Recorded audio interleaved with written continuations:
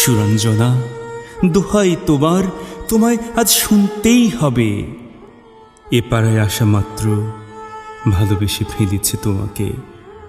শুধু তোমাদের গলিতে ওই ব্যান্ডমাস্টার না কে থাকে, সে কেন তোমার বাবার কাছে অত যায়?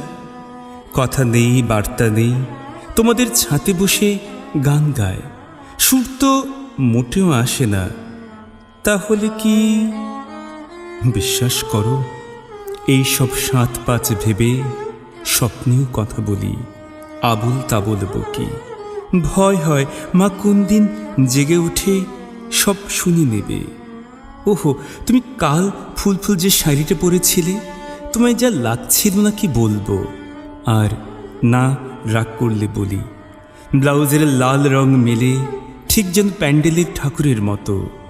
আমাদের নব তোমাকে দেখেই বলল, মাই রিপা ছুঁতে ইচ্ছে হয়। আমি একটু ঘাবড়ে গিয়েছিলাম শুনে। তার উপর ভয় ও আমার চোখ মুখ দেখে কিছু ধরতে না পারে। এইভাবে বেশি দিন চলবে না জানি। তার উপর তোমাদের স্কুলেও এত কড়াকড়ি করে।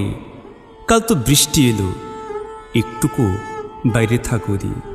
শুধু আমি সারাক্ষণ কাক ভেজা ভেজে, ওই যে তোমাদের গেটে ফুচকা বিক্রি করে বাবুলাল, আমার এক বোনকে দিয়ে তাকে খোসামত করে, তাও কোনো রাস্তা নেই দেখে হাত পা ধরে নিজে এই চিঠিটা দিতে গিয়েছিলাম। কিন্তু কপাল, তোমাদের মীরা নাকি নীরা দিদিমণি হবে, তিনি তখন ছাতি হাতে বেরোচ্ছেন সবে।